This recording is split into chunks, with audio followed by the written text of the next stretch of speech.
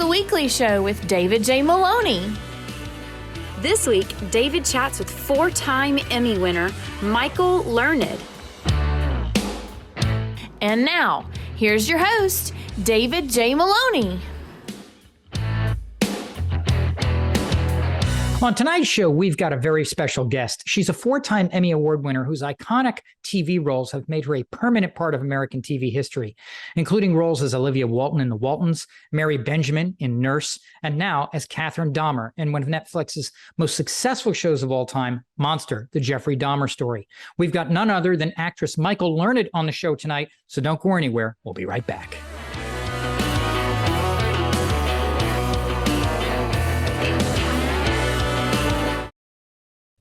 Our featured guest tonight is a four-time Emmy Award winner whose iconic role as Olivia Walton in The Waltons made her a permanent part of TV history on a show that seemed to define a generation. Here to chat about her illustrious career, her current role as Catherine Dahmer on Netflix's blockbuster hit Monster, The Jeffrey Dahmer Story, and what she has coming up next is none other than actress Michael Learned. Michael, welcome to the show. Hi, thank you for having me. It's my pleasure. It's such an honor to have you here because an entire generation of people adored you as essentially America's mom for so long. I'm curious about your backstory, though, because I don't know too much about it. Where did you grow up? Well, I grew up in Connecticut, in the country, on a farm, a 21-acre, quote, gentleman's farm. In Wisconsin, they call it a hobby farm. I milked goats every morning before I went to school. And when I came home, at night before I fed the animals and milked 3 goats because I stole money from my dad. So I had to pay it back for candy, to buy candy. And a teacher busted me. She said, your daughter is spending an awful lot of money on candy. Maybe you ought to look into it. And so that was my punishment, was to do chores and pay the money back, which I did. And now I'm totally off track. But I grew up on a farm in Connecticut, and then we moved to Austria. And so I lived in the most beautiful little village in Austria, which was near Salzburg, and went to school, the local school, and learned German. And we spent 3.5 years there. And I went off to boarding school in England to learn how to dance and act. Is that how the idea of acting or performing came into the picture for you? Or was your family creative in some other ways? Or did it come just specifically to you? Well, my family was creative in that they supported the arts. My mother and father took me to the ballet and theater, and my grandmother as well. My grandfather was an artist. And so in that sense, my family, there was always music and always something wonderful happening in our house. And I wanted to be a dancer. I really wanted to be a dancer. And when we were living in Austria, I got very depressed as a kid. And the local doctor said she doesn't have any peers who are interested in the things that she's interested in, which was kind of true. So she suggested that I go off to boarding school and study dance. But I happened to win the drama cup, which was just for the school. And one of the teachers came up to me and said, Michael, you're not really a very good dancer. Why don't you think about being an actress instead? So that's how that happened. So once you kind of went down that track, was your family supportive, or were they worried about your job prospects? They were terribly supportive. They may have worried a little bit, but they didn't care about stuff like that. They were just, go for it. Whatever is your passion, go for it. Now, if I'm not mistaken, you kind of took up theater before you took up screen acting. Did I get that right? And if so, what kind of drew you to theater initially, or was that just what was available? Well, I had done television in Canada when I was married to my first husband, Peter Donat. But when I came to the States, I was nothing, and I kind of came in on Peter Donat's coattails at ACT. They wanted Peter, and so in order to make the offer a little more attractive, they took me as well. And I started off kind of understudying roles, and then I eventually became the leading lady at the American Conservatory Theater as well. Do you think the theater prepared you for your role on the Waltons in any way? Because back then you were shooting in front of a live studio audience, right? No, we did not shoot in front of an audience. Oh, wow. It was film. It was not television. It was shot on film and on location at times. We didn't have too many locations. We had a back lot, which is no longer, unfortunately. But, you could sit on that back lot and you would really believe you were in the middle of the country somewhere. Will Geer planted a real garden, and you'd sit on the porch. I'd see kids coming up the dirt road, visitors visiting kids. And they'd see the house and they'd see the barn and the swing and everything, and their eyes would be like saucers, and then they'd open the front door and there'd be nothing on the other side, and their little faces would fall. I'm sure they're all in therapy over it, but. So how did your being cast on the Waltons come about? I heard it's kind of a surreptitious story in many ways. Well, how did it come about? A woman named Ethel Wynant, who was then the head of casting at CBS, used to come up to ACT, where I was working, and she saw me in a number of plays. And so when the role of the Waltons came up, I thought I had short blonde hair and I was 32, and they were looking for a woman in her 40s with long red hair. So Fred Silverman, apparently, I heard him years later, did not think I was right for the part.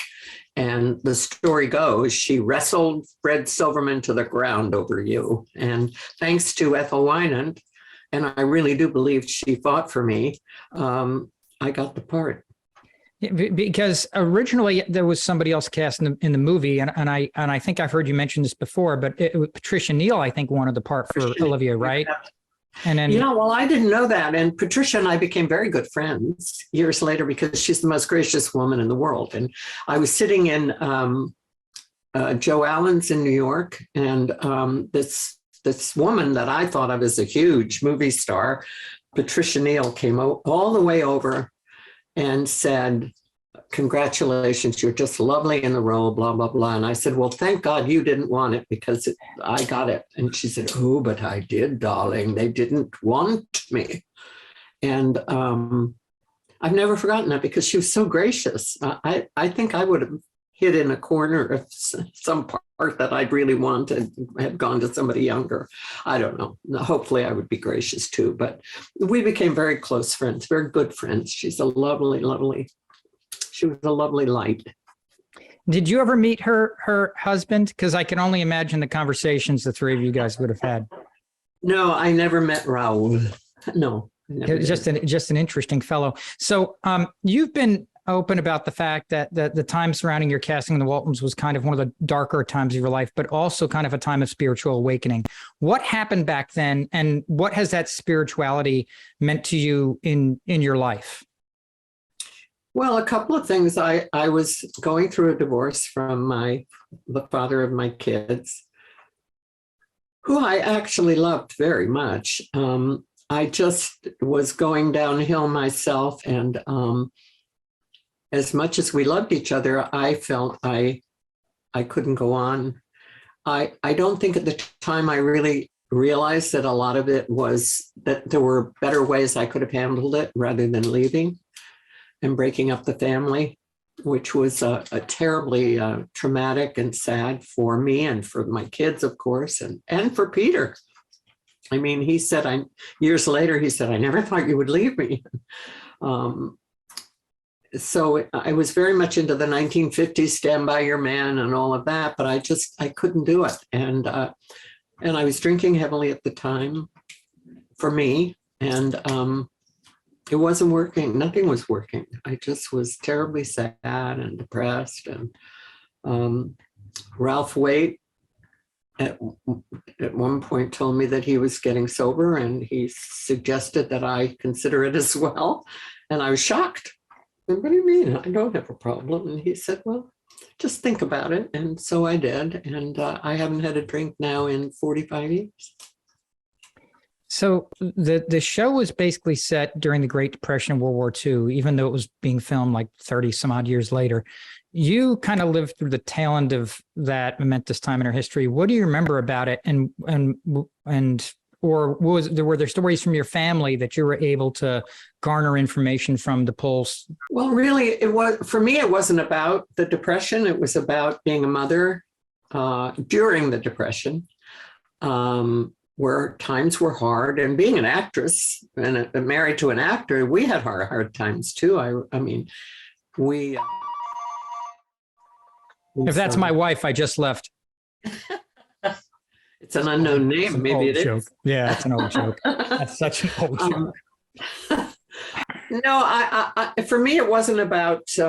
It was about really the character being a mom, being very religious and rather righteous, and at times not very likable. Really, the more they did that, the happier I was, because I said, righteous people can be really very difficult and judgmental and not so great.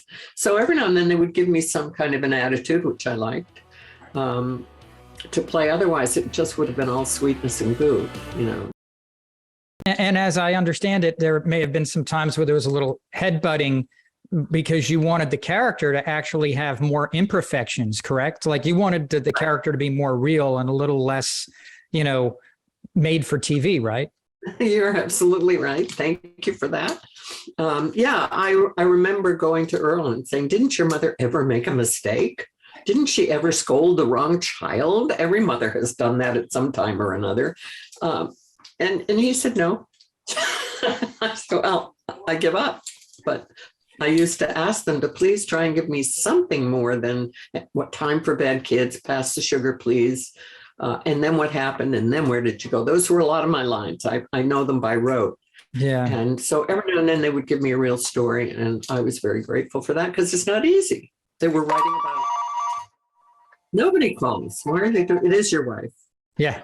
So every now and then they really did try, and they gave me some good stuff. Though I think the Easter Story was the first time they really gave me some meat to play, the polio story. So that was really fun. What do you think made the Waltons the cultural milestone that it became? I mean, what gives it its power, do you think? That's a good question that you're asking, but you know the answer to it. It's family. I mean, really, it's family, and it was well written, I think. And we as actors, we were allowed to have a lot of say. And there were times when I don't think we made Earl very happy, where we'd say, "This is too good to be true. You got to change this." And arrogant. We were arrogant at times. And Earl was one of the nicest guys you could ever want to know, and had a marvelous sense of humor, a little risky humor, which made him bearable. Otherwise, he would have been too nice. And he would stand up for himself, but a lot of the times he would take our suggestions, which I thought was very gracious of him. What do you think made the relationship so believable between Olivia and John? I mean, they touched each other, they slept in the same bed, things like that which for certain generations was not the norm, not at least on TV at that time, right? I think it was groundbreaking that we slept in the same bed. I'm not sure, but I think it was. I think it was too. Yeah, and we were sexual with each other. I mean, we weren't rubbing up against each other all the time, but he would slap me on the fanny, or that we touched each other. We kissed, we hugged, we were tactile with each other. It wasn't without it in any way being provocative. I think for a lot of people, I get letters saying, "You taught me how to be a mother." What they mean is my character, of course, yeah. But Olivia taught me how to be a mother, or Olivia taught me how to be a wife, or things like that. So that's a nice legacy to have. You've spoken about how much you've adored your co-stars, from Richard Thomas to Ralph Waite to Will Geer. Does any particular memory of them from either being on set or in real life stick out to you that maybe nobody knows? Well, I think it's probably public knowledge now that Will and Ralph had a penchant for mooning, and I'm sure Richard did it at times too. I just can't remember. I just have this vision of Will Geer's ass that I can't get away from, but I would run shrieking, and they loved that. They loved to make me run screaming into the night. And it was all in good fun, but we're so puritanical in this country that a naked bum is kind of horrendous, Now, for the Waltons alone, you won 3 Emmys. Does any of them stand out in particular to you? Is it the first one, or? Well, The first one was so much fun because I had no inkling that I had a chance. I mean, I wasn't even anxious. I was just having fun. I was with my son. He was my escort, and he in his rented tux, and I'm in a Bill Blass dress. I'd never worn a Bill Blass dress that had a feather boa, which I left in my seat when I won because I was so taken aback. And I'll just never forget Chris's face because they mispronounced my name. Yeah, they said Michelle. Yeah, or they weren't sure, and which is understandable because I have a man's name and it was a woman's award. And I can remember both of us kind of going like this and then looking at each other, and my son's eyes were like this. And it was, I have to say, it was a thrill. It was a thrill to win, and especially when you're not even expecting it. And of course, then after that, I was a nervous wreck because the second time I thought, if I win, I have to get up and say something. And I think I even missed one because I was so terrified in those days. Now I would get up and have a wonderful time. But back then I was so self-absorbed and self-conscious and shy and all that stuff that the thought of getting up and thanking my peers was beyond me. Now I think I just enjoy it. You mentioned the mispronunciation of the name thing because obviously your first name is Michael and it's typically a male name, and I'm sure you've talked about this ad nauseum, but were you aware that there's actually a lead character on a Star Trek episode now, a female character whose first name is Michael? No, you're kidding. No. Oh, she's the lead she's the main character of the show and her first name is Michael and she's the captain of a ship now.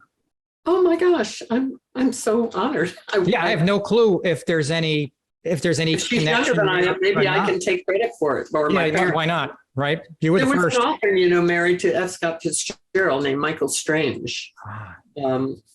So I think my parents really thought of me as Strange Michael. I don't know. You left the show, went on to do the fantastic TV show Nurse, for which you won another Emmy. What did that recognition mean to you? I mean, I feel like it showed you weren't like a one-trick pony, but a true student of the profession, no? Well, it was an honor.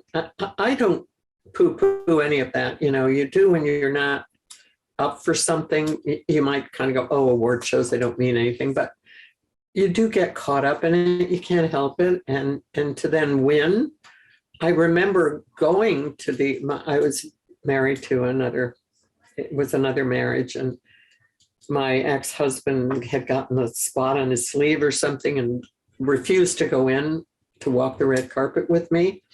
And so I made an emergency call to a mutual friend and said, will you escort me? And he showed up, God bless him. And we went again, not thinking that, I did think maybe I had a chance for Nurse because it was I was given such good stuff to work with.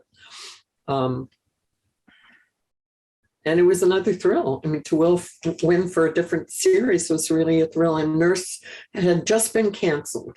And I remember Ed Asner was sitting in the front row, and he gave me such a look of empathy and commiseration because he knew the show had just been canceled. And there I was winning an Emmy for a show that no longer existed. He was really, I've never forgotten his face. It was so full of love. I think I'll go back now and look for that. So that makes 4 Emmy awards for you, which I believe is tied with Tyne Daly for the most in history for outstanding. He has 7. Who? Tyne Daly has 7. She's got Emmy. 7, but for outstanding lead actress in a drama, I think you guys are tied in that category. I could be wrong, but I think her other 3 may be in a different category. Maybe my goal is certainly not to correct you on that. But I'm happy to be in any category. I think you may actually hold that record. So before we move on, I heard that you've got a special, the kind of Waltons 50th anniversary coming up. You got something working on that? Maybe there's something going on at the Hollywood Museum here in LA, which I will be attending, and I'm donating a beautiful W that an English friend She became a close friend. She's no longer with us, unfortunately, but she had someone make this, and it's covered with charms that all have to do with the Waltons show. I mean, I think in itself it's a museum piece, and I'm going to donate that to the Hollywood Museum here. And so that'll be fun. We love getting together. We're a nightmare for people because all we do is crack jokes and giggle and be silly and stupid. What does it mean to you to still have those relationships all these years later? I mean, are they kind of like an anchor to the past for you? Yeah, we just have a blast when we're together. We're irreverent, silly, and happy. We love it when we get together. So we spent many hours together. The kids actually spent more time with us than they did with their own parents. And I watched them grow. I watched the girls go home and come back wearing bras, and the boys had grown 2 feet, in the hiatus. And it was a good time. Long hours, very tiring. I complained all the time. Stupid me looking back and thinking I had such good fortune. And I always complained because I wanted to be with my kids, and I was spending all this time with somebody else's children who I loved. But that's our show for tonight. Thank you so much for watching, and a special thanks to actress Michael Learned for joining us. Stay safe, everyone.